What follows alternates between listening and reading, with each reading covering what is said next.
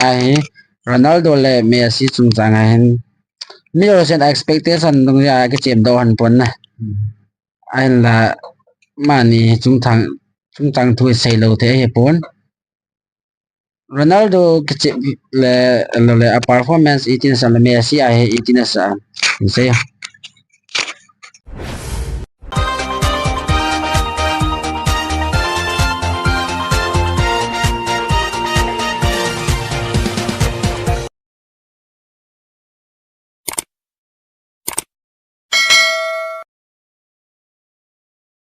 once again welcome back to Sampai Ken channels tuni khwa hong kholim na deu che hele tu a achil hajing Euro le Copa tournament sunga ke holim na le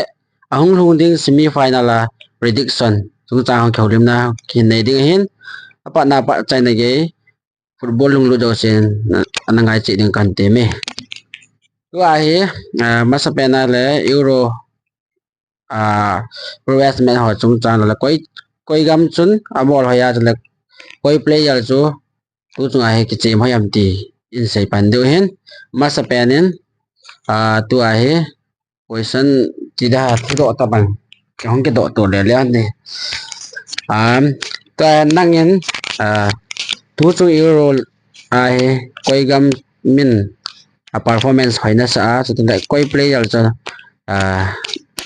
course kat legend club kat nei legend koi play dal na ke cho dem ti alung gen se yo Euro ana Euro yen tu pen Euro se ta Euro koi gam chun a bol haya la koi play dal club kat yan nang course kat legend koi chu na ke cho dem kat do se tu na koi chu hi yong le every player la performance da position dung ri ya to ma chu na dei da na se gin zat lo wa gam de anh bol hoi ka sa chana Turkey hoi ka sa laser chu hi le cái tay Turkey a chapang pa che i gula ani na plu ada guila na pa chana se le koi ni ke cho den club khat nei la chu transfer ni ta le koi chana target da koi play yang na target da ne Euro Squad ka dei pen ni sẽ lo do im khat ling set dong im khat ling set ni là na play yang na dei ya chu le na se koi sana koi ni na khia nom da cha ne transfer chu mi club lo chung ki chu da da transfer ang ni na ma chu mi yong ki chu sao đi so Euro hong ka cha mi ma chu ki chu thế ra năng là quay rất là tạo cái nào quay rất là tạo cái nào làm Zamar to ada Guile ya Musiala goal tốt hơn chứ nè đẹp vậy kéo tu chung gam hin ball hay cái sao chứ lệ gam ni na gần chắc là gam ni ăn ball hay cái chỉ cho nên là phải đầu sẽ nó hay dừng thôi này rồi để gần chắc bằng như nó không rồi còn là tu chung hi quarter ano simia kai jo lo wang men na England to ga ke draw jing the na play ja le jang le England as a born as a professional le master class play jang yan na a ball hoi win hin la wang anei lo ti diam as kai jo lo hen la tar ki te nal ka sana chu ano wang wen last match ano na last final minutes attacking a ball wang so football ka zo se la dinga last final minute na attack ke ball hoi ka sa loi pen ta kana ka he player ga cho ding ki che ke ling ya la wang su tu tunga wang su tu chung yu ro wang striker ve do the kha cha ke poi na goal finishing hoi wa om pon wing le midfield attacking lang wang zo hoi thowe sapang lang hon tu chunga ball hoi yan ahan lang ti se da senior player hawang he tu chunga khat chawang min pha the em poi tu chunga he chapang langa tu chunga bol hai so Musiala Germany adinga Musiala to F Watts na pa ko Germany na mani Spain adinga William to Lamin Jamal tingle Turkey apa ta sun ahin dang ho cha bol hoi na we na wang pha ding chu ka ha poi chan chu hen tem ale tu chung ngai Ronaldo le Messi chung chang hen mi ro sen expectation dong ya cái chem do han pon na ai là mani chung thang thui sei lo the he pon Ronaldo cái chem le a performance itin sa le Messi a he itin sa sei Ronaldo chu performance wang chu hoi talu ya na ya che wa ye chu ha lai to bang talu til to bang nai sai talu ni ha khat na ngo thi ni ha na pe na che chi ni ha wa yang chu ha lai ta ai le tang cha hui lu na team ha na thei ding na thum bei lang hui go na abola ha lai ta ba li ni na pai mu ya ma wa chu che ten hi na khat na wa chu na che lo wang chu poi mo ya chim te te wang chu mai wang a to wang tin te ka la chu pai wang chu lo khat ta che là Messi là Messi yang pai lo ti thei ho ta ti bạn Messi là ai wang mo Argentina te Messi thei thei na ho amo tek ti ho Vietnam Alvarez na zo de na ho na Alvarez con Messi position no cover lo do kai ta on ball hong hi teng le Messi ho ve le chen attacking midfield cho a position mo mo wa ho jingara cho na right midfield la cho on ball hong hi teng le ama ho attacking mid na ho ki sin do ana teng le ama side langa Molina chi pa ho ama ho attacking chi ama vinga ho Molina ho leng le na defense lang counter defense lang aboya hele gang chala di bolin akowala na Messi ho attacking ki chema ting le Alvarez ho opposition ki chema striker center striker chema na chu ho ijam ta bol an su ma thao na alo le aga khum lo ham I jam khat hom bol hong chana o bol hong hi teng le Messi ho striker lu ki te striker oma bol del ji te lo ma bol del na but nai sai te lo ja ho ma striker ma Alvarez hun Messi position ho akowara ja ho na Alvarez ho pe len lo ji na ho na Messi ho ki sel lo ki na telam ho team ho boy na ho Messi to Lautaro Martinez striker pa to ta Di Maria hum form le na athum ba ho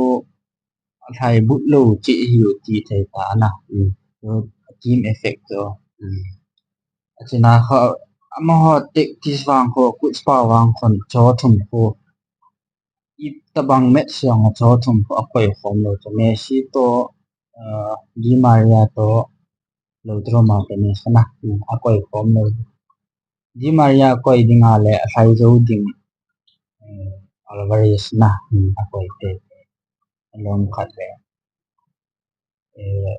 442 position an bola hele garma cho na tong pa kan kai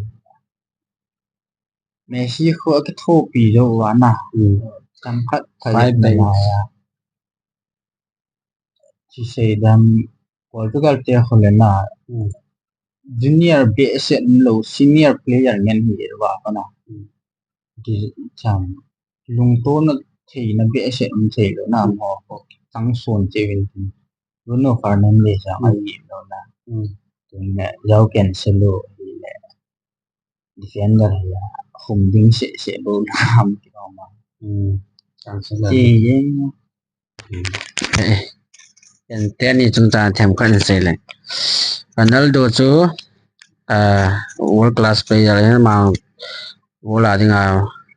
Messi to mani pe jing hen sei set thei chi cha he pon ai la ama he wat khat ka sa he pe hoi na bol hoi na hen la wa chu le ama he captain hen na captain role model pa ho aman sa dan ka hen aje chu ama khon no ma ha jong lama khon mi support ding le mi atil kho ding loi ho motivation pe ding hen na ama ho ama lung yelo ama loi ho support ding ama khon khum ding ama la ha di ti kha ban nen cha aro la ki het lo ja khu aloi hoi ho de banga support jo lo cho aje chu an ajunia la len kha cho asap amat ato sot yum lo cho ato sot na de lam bang jom nai wanga dai nga ato sot thei do cha man an pui hoi ting le he chi ya la cho na an sot ding la ma chu success thei dia to aman a hung no le aka le a tha ji na a phun ti da golan kum ting la na ke sen ja chi tu gol ting le a loi wa dia ki phalam ja ting le no mo sa na ting le ha thei do zo sa ma kho poi na paten bol zo tho tho ti ta ma kho nei le thì ra kho ama captain role hung do ting le a loi wa cham lo wa support du zo sa ting la ja hung lo ling du ya e chi se kho wa cha player long hoi ya cái chuyện long hoi ji na tu chung a wang zo ka pa cha na kha chu a thi zo wa mi an lep na ting le hung kap ta lo zo pe an le ma loi ho na kap ta lo he cha chu a role neo ka an khian nen cha chu ka pa che ma sanga pa na kan nga jang ma nga ka nga jing pen na zo hung de Messi ko la tu na tha jong ha ta pon first match as na head in one versus one ni ha thum yam khan na thum ve a khum lo zo mi lo sen gol nga ki nem ta nga ta cha ma na khum lo zo mi lo se lung dong ti da expect lo zo ai ba ma hoi na khu chat but ta lo ha ta lo zo ai ba aro la ki ha na aro la ha ja ko thing ama aloi ho ko pang ngamai zo ha si ya kham hong lo leng theo zo si ting le a lo sap ni khu a bol khel ni loi ho na hu lo zo na cha quarter final la banga cha na ti khum lo wa nga ko man chati ti lo zo ama hoi kin na kha tha ha ta loi wa nga or la chat chat jing awong lai ho jing na e cha ko ma ko hung effective na mi dang nga opponent nga hung boi zo aje cho senior kha ta ja ong khanan chan la chan den jal pot nai cho cha first match a second goal ong na ong lai cha ong lai nya kha thal goal jing thei cho ita ma cha effective zo hen cha ma a hoi na chi he to na ban chi atin le le tu chung euro hen na ko pa na ep hi rong le koi course si idea na de pen la tek ti hi hoi na sa pe na se good idea euro lang wang ka he counter ngen ye na mon se ke wa counter ngen ye na pata copa lang na copa lang chu khat chili te na chili mata chi wa ba chili ga chi nal ka sa che oli ka pe sem se se na chili te sem world cup ni le ang kai leo ali khat min te ka te chili te bol te euro lang ada ga sei ta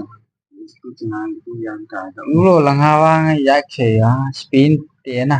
spin te na ka se te ki se le na resa nation di la da na papa lang he jingka lang he jin na tonga ki la na le ke ve jong la ni ki mo jin hung kha la ki chai chet chet asu sa ka ha be se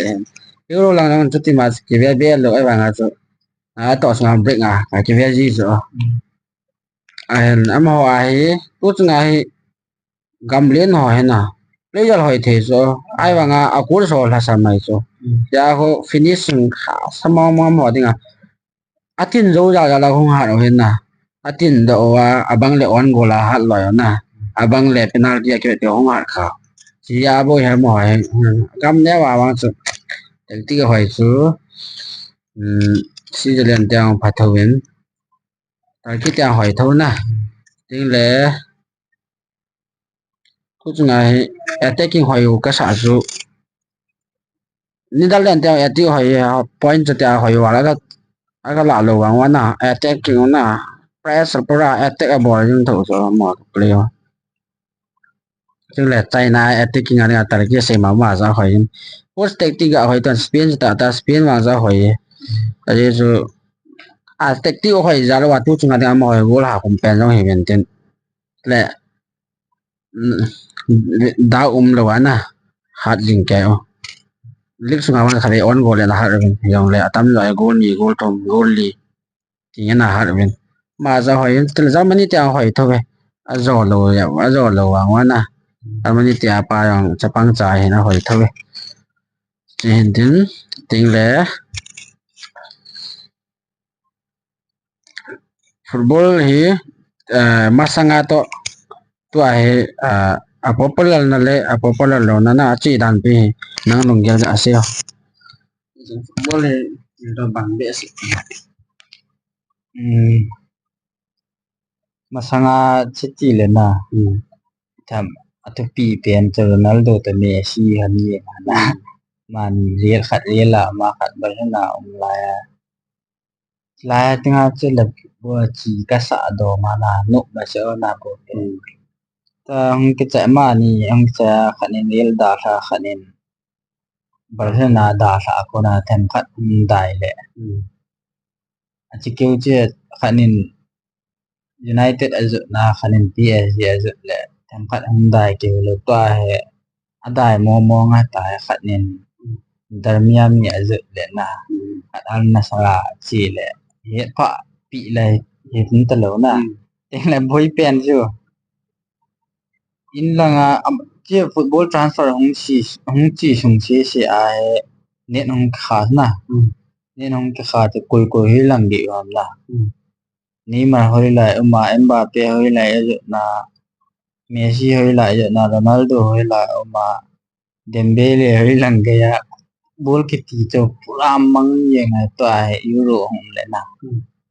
tham le bol pe ke ti thai go wa cho mang hil ta bang yo ko ma phải ken ga se lang football le masa popular na ke khima ma tan tu ai Japang thai sin masang la ya play ja lo so le ego khoi man nei poina play ja lo chon ego yo ne lo min football bo to pi sa cho football ke le football a bo cha he jeng goal zo de na game zo de pa bo ja focus tu a ho la Japang thai ego yo len thai ma tan na tham kan bol hoi la khulang pe sum tam na yang de lo wen sating la sum lo ngai lo wen sating la football sanga nei le go na kal man tam alo le pipo an to pi sau la na tila football available na chang mang tila Messi ho Ronaldo kho so na lo le lui jam ho san oi man popular de be se lo jam mo tia ha mo na sang ta tang ge tu a ho he te kana ga sa Real Madrid tila Brazil la Vinicius so to an ball hoi team le ai acting ho na we khel cho fans ho puan cho fans ho to bong ki del cho fans ho cho noi se di lo cho fans ja la football to pia ma hong to pi the ting le a market value yong hoi the cho fans ho ja la cho na fans na support na fans na wa min na ha pa le na man yong tam the cho tu lai cha pia ma cho vel cho ko ma ego len the wa na Mbappe ho yong na tham khan bol ego ngan ai ngan ya he mo football yong na min an ngai sa na hong la sam ting la sum nya na ta bang na la Saudi chi ho yong he sum nya na chi win Saudi Asia an bol hoi ta vet ti yong ka he lai tu ge event Ronaldo event Neymar na mani se ding be Benzema Saudi Asia pan amin ke ti ke do ta poi ake si na yan thu ake jata hai chan chin ga nga ta la tu a he ta trong khat break jum tha na lao te le tu tu nga he koi club le koi gam he na nga na fans sam le koi fans ni club khat ting le ni hello gam khat nation khat Nesana tile Argentina kria klub ma ting le Manchester City de le ke a he Belgium hi kana thi pi de tu na ke cha he le e pan bi ha mi dong ke te tin ke pan pi tho na Belgium hi ga ma de kana pan pi ma sat pen so Spain ne ama gol khum thei lo je na khum thei ji lo je Canada lan Belgium te kana pan pin ma tu chang ka pan pi ti le gama ding ayong se ding le ni awa cho jersey ki cho ma sa pen Chelsea en na ka mi mo de do win jin hi mo de du jong leo chun i pan pi kha che ke football la wang so ka pan pi kha no na da la lo mi ka hen che chana pang ken te kana cho tu a cho te kana cho India na club khat giờ ai sẽ là club khác cho các bạn bị cho thì cái nào dàn xếp của các bạn bị Barcelona thì cái lần nọ đi hay là sẵn lòng betting hay là ngon là India club bằng mi cái chân nhà cái các bạn là hẳn football là chỉ cho nên nung chọn là bằng cái thì cái là thì ta không tao mới là khát trong thì ta nên là khát trong football là tại khát là ngã cái bàn vàng thế này team mong muốn phải team mong khát cho chứ vậy lẽ bạn sao ông sao vậy tận ông long ring semi final là cái hồi một chín tại jing là ha yo là jing tu là ha abang acho ade dung vi ai se ale jing la jing ka 30 Wednesday jing ka 30 yang cái chem ding Spain le France nang prediction le nang ma course le jang iti na idea le people ji sana cái chip sa dem ting le koi ji na sei no ma le chip sa dem position na position sẽ for cái anh cái chip sa no mam cái anh cái chip sa no mam nó cha tu lai lai nó điện sa no cho chân sẽ chip sa nông pa sẽ đoạn để mua tiền cái tiền điện tệ đây điện mua sẽ amo thì không cái chim được là cái hình dạng thì để cho mà cái match previous match là cái chơi thì nó là phải rồi đó na năng tu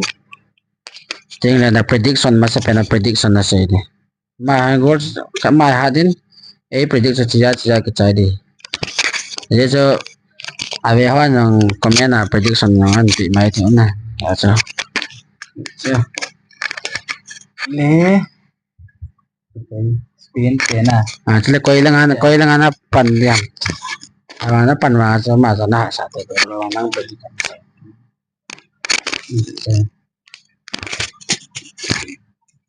dinh hạ của Spain to France na Spain to France lẽ gol ngã đi lẽ ngày ngày yên ý mìnhเป็นđà coi là anh không sẽ làm gì cả sẽ gol ngã agam cho Spain thì chúng ta agam cho Spain thì chúng ta Spain là ngày ini gol ngã para chơi là gol ngã đi là ngày ngày amhon item kai da ma kati na cái đầy hồ na cái đầy hồ si se ka se na Spain te se le gol nga di te le phasa nga na elen phasa le na nga ta Simon ti na Simon pa kaya le defender a le den Carvajal te team lo ri ta na te le main defender pau ta Norman thì có lòng chìm thấy lối đi ra na đã làm skin như chìm chân rồi đi miễn chỉ in cho mọi skin thì đi đó là con một đàn số nào chỉ là na chung liền thì thế này na chung liền tính thì này mal tôi không liền tính là có hay là mảng phá sản thế na samba pa tôi là đi defender cái là na chính là tay midfield na jersey number 6 na và amin ông tu cái sẽ Merino chính là Fabian Ruiz na Rodri là quay mò thôi na malangai Nico Williams to Morata yang cho mấy cái thùng thì nó Morata to Lamine Yamal France here mon 11 xỉa lâu kia France thế na mấy Europa không muốn qua phần phá sáng na mà cái chuyện này France thế sẽ thấy lâu đó na Messi và player xỉa và na nó đang khổ lâu na cái chuyện là cái chuyện attacking lắm anung la ho pha met si a khial khalo cho ta bol hal ti ni ken nganal kase ki pana hanen de si ya tine saliba ya kondi ya na paman ko ipi ki se ha pamekano upamekano ya dagan pa egle mit si la he ne ro fat mama su ha ma ha ji ko wan do yu le na ta chonani ho ka chen cepat on Griezmann to kan te na Embolo kan te ingle striker he Kylian Mbappe yang wang o team pot nin te na ma Dembele yang wa lu ta ma cho ga ta sun 11 na mo al tan te ka ti ya na Dembele to ingle min striker thuram na so chen wa lu te ma si ke yang lo ya asa malang pha ka chiao na che che mo defender wang chiao hello na prediction la goal ida na ha nin tin tin na khatin te yang kati ya na Spain ha nin te kati cho ali cho wang khat nei to pe mo ani ni lang khapan pi de lo na cho ala ken ja se lang Spain te fourth set chen te te do hen ta chu keeper le onai simon hing tin men's defender la so center la so la port to na so hung ding tin leo be nga chu samba pa cho sek chen pa ki ro ka chu ha Kikurella tu ha spat ti khalanga so le Grimaldo hung tin na ra ya cha da cham da ma hung pa de mi phila wang chu Fabian Ruiz center midfield khalanga ke wa Danny or mo ka ging mon na ma jon ba kha ma ja ha ro le khalanga defensive me so phila ko ji hung tin right back right wing chu Lamin Jamal hung tin left wing chu William Chinten main striker chu ni mol mi thei te Morata chu ma wa captain pa hung tin Spain ha chu chu tin France ha chu Maigan ke pa hung tin defender la chu center la chu Saliba to Upamecano tin khalanga raya chu Conde Lepa chu Hernandez midfield la chu defensive midfield chu Tojaman ni hung tin right center midfield Kante to khalanga chu Griezmann hung pang mai the ma ho yang Griezmann kum dang to bang to pon na ka ha ta sa yang le rebol ki su kha pha ya cha ma chong pang tin attacking a chu main striker chu ba pe yang in the thuram tong in tin Kolo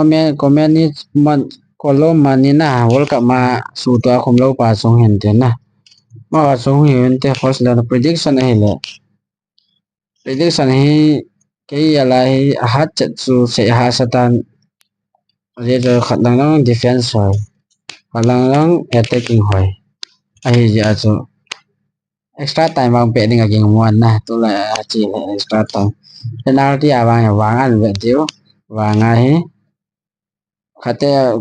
France đang penalty vàng mo hỏi World Cup mà nó pa vàng mo vàng penalty à rich mo hiện tại nhưng ha sẽ yang lại tu cho vàng bây giờ xem ala ding ai in mo Spain hạn ding yang mo one han zero mà không kịp draw đi chat vàng sama vàng cái pingam boy video ban zama in say no mo se le aba no to a video zo ma hin a hin la wang sit ti dam alo le su hiel ti dam alo le first time hin microphone battery le ka chai ta jin sang de bang na ging ta pon ja cho hindi kat cho ma hin bong lot na hong ka sai ja cho aba na hin ka se ho chan yau khan kil chen le ama na hin se le prediction cho na ke ban jamin aba na second match Euro semi final so England le Netherlands he cho na ke predict ana ke ball in aman England hasen kena England ka hasen an la met so cho the na hong ke chem ding a China England a jode ti so kani nyan kana sei ko manin detail wan sai ta pong ting a video sao tho hetan a ki chen chai ke holim nang om ta lo ji chan sai chen ta pong ka ting aban na ki sei je le champions kon ala ding ham euro a kon ala ding ham ale copa a kon ala ding ham ti chen ke sei hin ti ke sei na chun aman euro ahi England an la ding ken Spain an la ding ti chu kana sen ken bola Spain ka select ham jile tu chu nga yaw mi ocean I prefer le expect chu ahin ban na ken chi a go ka predict a hepon ken history achi sapana nung ya predict ka bol ni pm le chi sapana Spain chu kum ni kum nga kum sigi ti ho chu ana ball hoi ta powin ana memor help tu dan a ball hoi zo ta bo he zong le 2008 2010 2012 la cup na la 2000 na euro la wen 2010 na world cup la wen 2012 mama euro la ki chi tu ja continent sa chi tu ja cho ning kuma national league an la jo wen tu kuma he ja cho Spain la ki nga gin mon na satta kan ja cho Spain la dengan kan sin Copa zo kani nanin Argentina ka sa ne gol ni chi ka sa ne ji chun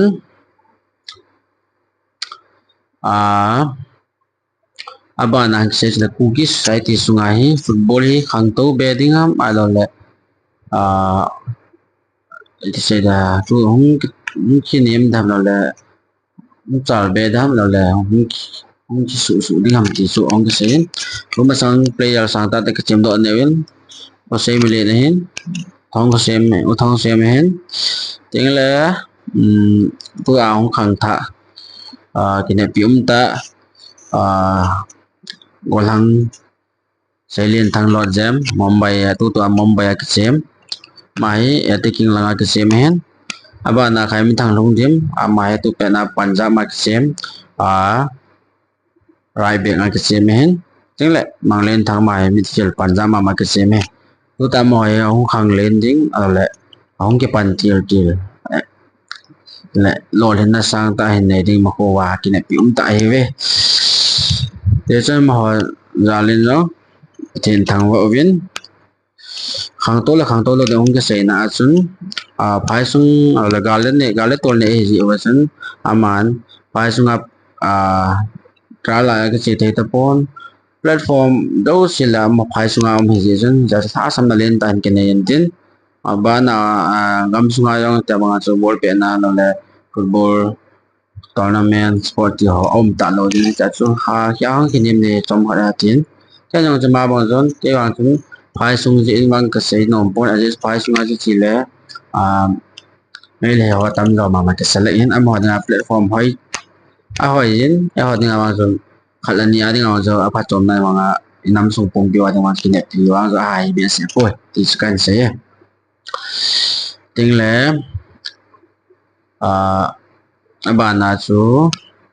cookie society sunga koi chu na idol ham la koi chip na no penalty su thu do na ke ne aman aprio ka ha mu be se phone ka ha be se lo ji sun koi chu ham ti chu ama sai ti po ken wang chu le sai khau tu to na ma ke chi ka be no penis la cookie history su na ma ke chip ne video sin a be no ning ka ta sanin agak cik bahayan attacking bahayan ball control bahayan la shoot bahayan la finishing bahayan ama kecil mereka bet nom su hele match ka ha best upon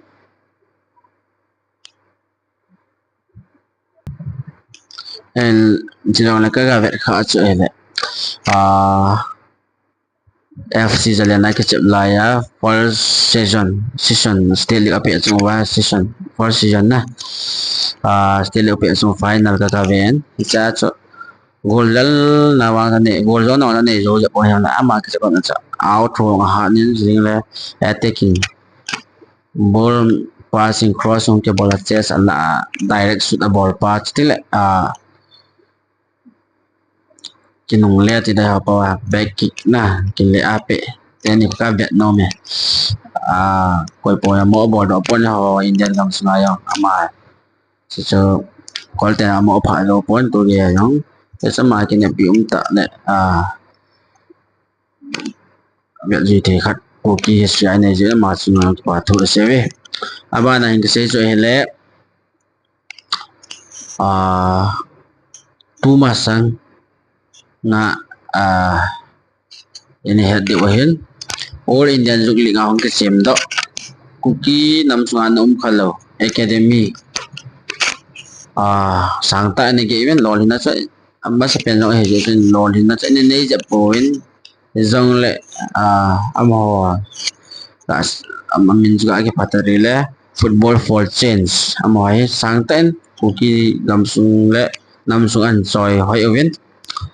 All Indian dục lịch under 15 le under 17 sang ta này cái event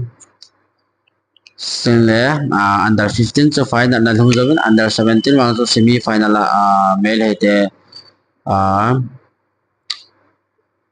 classic ho to ne ke semiwen la wang sem tan goal ni in golal na na event ai la ke se mo so ne danga so a hoi nan la chini a che pi se dam egal mi is ham ki su mo na len ta chana nei ta wen dong le a hoi tho tho wen chan ge ông cái chế độ cho bà sát âm tạ lệ cái này phím tạ lệ con ngài ông sáng tạo ông cái chế độ cái này máu mít under 15 hồi số là Punjab mana under 15 hồi số International Academy họ to anh cái chế mình ai cái chế độ Việt Nam là gì nhỉ ai taking ball down nó tiếng là cái chuyện một số hỏi là gì là bằng sự tên penalty in goal là event cái chuyện một số đang cho cái pon là cái palpao semi final là penalty save là chân dan cho alim to akum to te dengan so confident dan cái Việt Nam mình các bạn sẽ là gì nhỉ mà số mình mang cái tập pon cái tan nó là mà xong rồi pacha na sang ta ga pe tom plan aba nang se jo hele aba na cookie ada kine pi ta le nam choi sang tu ma sang ning kuma cookie mina kala le Indian pompia dengan nama nam sungwa dengan nama India cup an polo under 15 tam mi thom jam puthang tam amin ka ha ta ban jolek se khil kan se data natin mate tin akhian ama captain hinan under 15 tam hona chun South Asia Championship an domin tingle echa so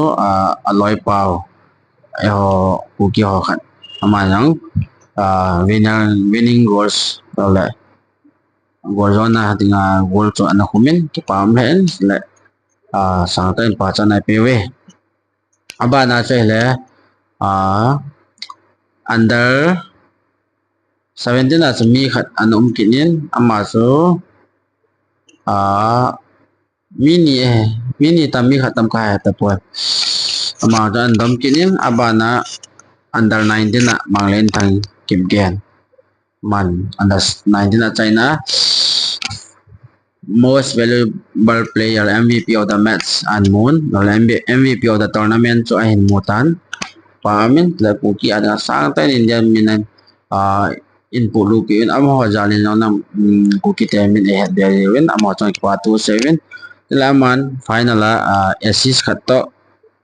goal khat an khomen goal zona na changmen Indian mina cặp lô pita cho anh bộ biểu mà họ xuống cái bà thử anh cái xe để chân anh ngào tin tôi nhà sẽ football cái ball là pen là thống cho linh là pen sẽ là tôi ngà và nói là chỉ là gì mình thằng ta bây giờ sẽ là TV để về tại nhà xong cho linh mình là football luôn luôn nhẹ khi gì chân hết không không mà trong cái hồ lim hết non gel hòn cái xe khom hết xe kia long đó mình trên xe khác trong nan te trong le ilung gel cái xe hết coi mà cái ngay sang tum lo coi mà cái điểm tum lo hết là imun dor hết dor là ilung gel mà xin cái xe hết Messi là Ronaldo chúng ta anh cái xe hết aja cho điểm điểm tum nói cái này pun ani nó là thật là asam hơn ta lên agami pitele lo le mi pin wano ya mi ten akin na bangin bang akin sim do jo be si on tapon je chun mani chung chang thu chang ke sen akin sim hoi si on an la khana hoi lo na wa no zo an ke sei ko min je chun mi war so na ni her ki lo dum min ang kain tiam vin je chun ko ni ko video ban jong anh cái xe họ cho néo cha cha anh cái xe chuyện này cái pan chơi cái dân thu xe cái thêm này phone tiếng lệ mi bằng ô hỏi ô pha cái này rồi dân xe là nên này máy theo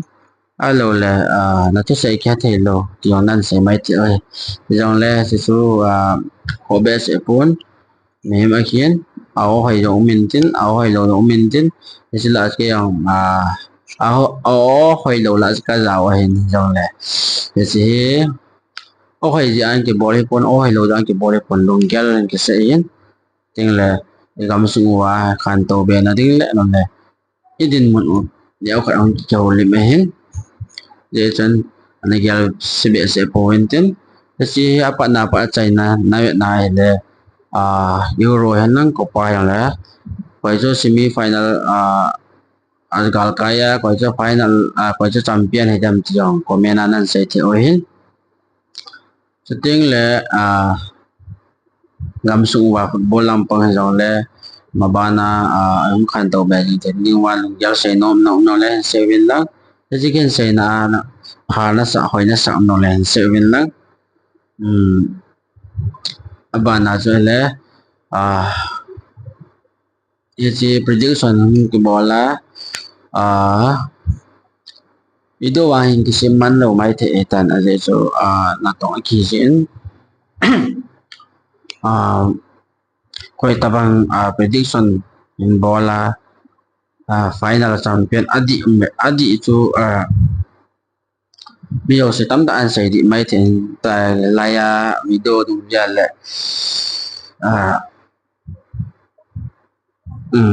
prediction là coi cầm cho na tiếng là goal is na hạt đinh hầm tiếng là goal là cho 1-0 hầm 2-1 đâm cho hạt hầm ai lâu là coi winning of the goal aku mam thì cho asai khapen pen kita man cho giật bằng cái thế pon cho đó là để ông giặc dân thì đang mà cho chất cái thế pon na ông khá lệ kiến biết định hết ở chỗ thu xây đi mắn na cái biết định hết tiếng là mi ông tầm khá lệ lottery system live file board thì ông EPTM là paper là cái ngày tổ định hết giờ chân anh lung kéo rồi siêu vàng investment là cái giá hết saving tiếng là chân số hiện trên cái video cái na sẽ hiểu sẽ vào tắm tại ông mày thì là cái ngày đầu người trên là chạy là bên này apa na apa chạy cái video hình về lúc nào đó sẽ xuống vào tu cái sen tiếng là hết video masa pen na hung lu na masa pen ni le subscribe like share comment yang ni buat yang kung tahu kini jadi sendal kantor nanti akan support tu aja mungkin abana yang football lampang yang film pang hay jong le hedia loma le sai dia ko au malen ki ngai sin ki sai ki ting le champion le ji tournament da ki chai zo le ji thu le ji tournament na le champion la ho le ji chung thu ai video nyao khat tom khat ang ki sin ki ding he de chon apa na chai nai me zo se chung ki pa tu ka sen an ban cha an dam sial chi ta ban tin ông tàu này tiền bên bọn cháu video bạn cái một cái cả xe bên làm sao chỗ tệ